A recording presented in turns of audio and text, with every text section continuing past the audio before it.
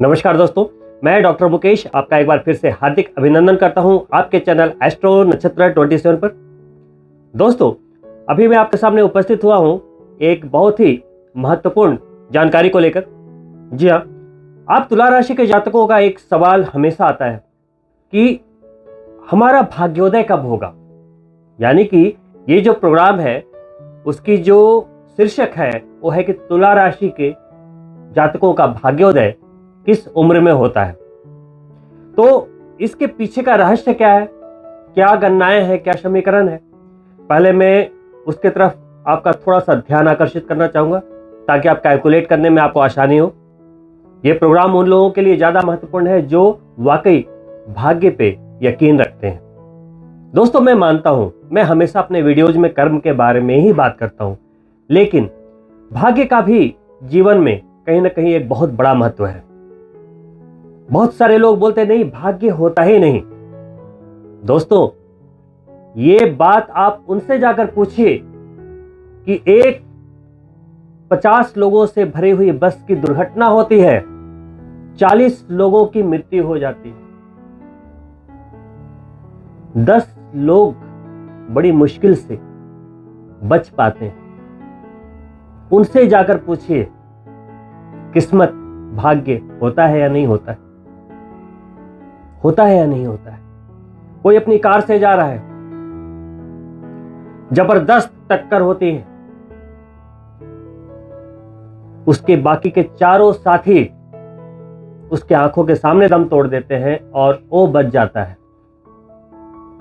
उनसे जाकर पूछिए भाग्य होता है या नहीं। उस समय क्या बोलते हैं, भाग्यवान हैं आप, बच गए, आप तो भाग्य के धनी हैं। आप उन स्टूडेंट्स से पूछिए जो बड़े बड़े कॉम्पिटिशन्स में बैठते हैं और बिल्कुल मिनिमम मार्क्स पे सिर्फ एक नंबर से उनका वो कंपटीशन रह जाता है, वो फेल हो जाते हैं, क्रैक नहीं कर पाते। क्या बोलते हो उस समय, तेरी किस्मत खराब है। ये जो थीन लाइन है वही आपके भाग्य और कर्म में डिफरेंशिएट करती है। मेहनत तो हर कोई करता है दोस्तों, हर कोई करता है। आप उनसे पूछिए जिन्होंने अव्वल दर्जे की सफलता पाई है, ऊपर की सफलता पाई है, वो हर व्यक्ति इस बात को मानता है कि तकदीर ही सब कुछ है, किस्मत ही सब कुछ है, भाग्य ही सब कुछ है, लक ही सब कुछ है। तो दोस्तों, आप तुला राशि के जातकों का भाग्योदय किस एज में होगा, इसे कैसे जाने। तो आपको इसके लिए सबसे पहले 9 ग्रहों की आयु जाननी पड़ेगी। हर ग्रहों की एक उम्र होती है। दोस्तों, आप चाहे तो इसे लिख सकते हैं, बहुत ही रोचक जानकारी है ये। सूर्य की जो उम्र होती है, एज होती है, वो है 22 ईयर्स। चंद्रमा की 24 साल। मंगल ग्रह की उम्र है 28 साल। इसलिए जिसका मंगल भारी होता है या जो लोग मांगलिक होते हैं तो बोलते हैं कि 28 वर्षों के बाद आप शादी करना, या 28 वर्षों के बाद जो मांगलिक दोष का प्रभाव कम हो जाता है, इसलिए कहते हैं। वहीं बुध की जो उम्र है वो है 32 ईयर्स, 32 साल। गुरु की उम्र 16 साल है, जैसे उसकी महादशा का पीरियड होता है, आपको याद करने में आसानी होगी। वहीं आपके राशि स्वामी शुक्र की जो उम्र है वो है 25 साल। अब बात करते हैं आपकी राशि में उच्च होने वाले शनिदेव की, जिनकी ये प्रिय राशि है। शनिदेव की उम्र है 36 साल, 36 ईयर्स। वहीं राहु और केतु की जो एज है, उम्र है, वो है 42 ईयर्स। यानी कि जातक की इतनी उम्र हो जाने के बाद संबंधित ग्रहों के दुष्परिणाम में कमी आ जाती है। मान लो कि मेरी कुंडली में कोई राहु या केतु से संबंधित दोष है, तो राहु और केतु की उम्र क्या बताई मैंने, 42 ईयर्स। तो मैं चाहे जितना भी कुछ भी कर लूं, 42 साल के बाद ही बढ़िया क्वालिटी वाला भाग्य का उदय होगा। अब सवाल यह उठता है कि तुला राशि के जातकों का भाग्योदय किस उम्र में होता है। तो दोस्तों, इसका जवाब आपकी जन्म चंद्रमा से पंचम स्थान पे जो राशि लिखी होती है, आपका नंबर है 7, तुला राशि। यानी शुक्र। वहां से आप 1 2 3 4 5 काउंट करेंगे तो वहां लिखा होगा उस त्रिकोण में, पंचम त्रिकोण इसे कहते हैं, जिसे पिछले जन्मों के कर्मों से सृजित हुआ भाव कहते हैं, यानी कि इस जन्म का लक जो कि पिछले जन्म के कर्म के आधार पे है।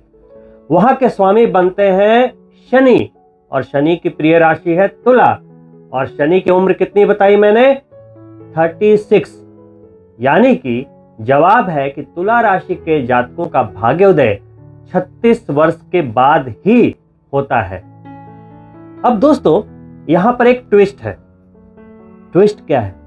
अगर पंचम भाव के स्वामी के साथ, यानी कि शनि के साथ राहु या केतु की युति है, ध्यान दीजिएगा, राहु या केतु की युति है, तो आपका जो भाग्योदय है वो होगा 42 इयर्स के बाद, क्योंकि शनि देव से ज्यादा उम्र है राहु और केतु की।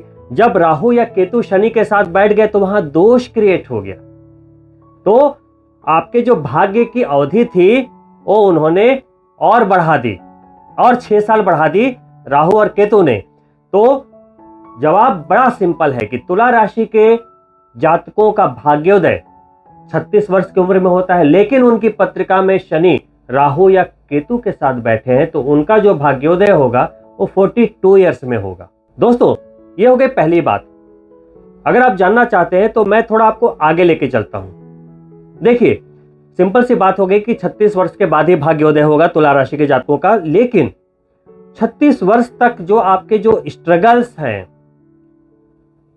उसका अनुपात क्या रहेगा? कोई बहुत ज्यादा संघर्ष करता है, स्ट्रगल करता है, बहुत ज्यादा गरीबी देखता है, या उसके पास पैसे हैं भी तो कई और तरह के चैलेंजेस फेस करता है लाइफ में, है ना। किसी का प्यार छूट जाता है, किसी की नौकरी ढंग से नहीं चलती, किसी को हेल्थ प्रॉब्लम होती है, बहुत तरह की समस्याएं हो सकती है। संघर्षों के अलग अलग परिभाषाएं हैं, हर किसी की लाइफ में अलग अलग मैटर्स हैं। अब बात आती है कि शनिदेव अगर आपकी कुंडली में बढ़िया पोजीशन में है, किसी राजयोग में है, स्वराशि में है, त्रिकोण में बैठे हैं, है ना, तो क्योंकि ये पॉजिटिव स्थिति में बैठे हैं तो जैसे ही आपका 36 वर्ष होगा आपका भाग्योदय हो जाएगा। उसके पहले अगर शनि की दशा आ गई तब भी आपको सपोर्ट मिल जाएगा। लेकिन इसी के विपरीत अगर शनि नीच के हैं, राहु और केतु के साथ हैं, सूर्य के साथ हैं, पितृदोष में भी है, कोई भी दोष, यहां पे शनि हो गए खराब आपकी कुंडली में या अशुभ अवस्था में लगन के अनुसार, अभी मैं राशि की बात कर रहा हूं, लगन के अनुसार अगर शनि खराब अवस्था में तो 36 वर्ष तक जो संघर्ष होंगे वो जरूरत से ज्यादा होंगे, और अगर शनि की दशा भी आ गई तब तो बात ही मत पूछो, और अगर 7.5 ही आ गई तो वैसे जातक इतना संघर्ष देखते हैं, इतना संताप और दुख देखते हैं, विरह देखते हैं कि उसका वर्णन करना भी बड़ा मुश्किल है। लेकिन मजे की बात क्या है, 36 वर्षों के कठिन संघर्ष के बाद जैसे ही आपका भाग्योदय होता है आप ऐसी सफलता प्राप्त करते हो, वो भी वर्णन करना आसान नहीं। तो दोस्तों आप तुला राशि के जातक अपने भाग्योदय के लिए दोनों त्रिकोण के स्वामी को बिल्कुल दोष मुक्त रखें। अगर कुंडली में प्रारब्धवश दोष आ भी गए हैं तो उनसे संबंधित रेमेडीज को करवा के संबंधित ग्रहों को बिल्कुल बल देकर रखिए, तो आपका भाग्योदय थोड़ा पहले भी हो सकता है। ईश्वर करे कि आपके भी भाग्योदय की उम्र आपकी कुंडली के आधार पर कम से कम निकले और आपके जीवन में संघर्षों की मात्रा बहुत ही कम हो। इन्हीं शुभकामनाओं के साथ आपसे अनुमति चाहूंगा। दोस्तों आपसे अनुरोध है कि आप अगर मेरे चैनल को पहली बार देख रहे हैं तो सब्सक्राइब करना ना भूलें, और अगर मेरे द्वारा दी गई जानकारी आपको अच्छी लगी हो लाइक करना ना भूलें और अपने मित्रों के लिए शेयर भी करें।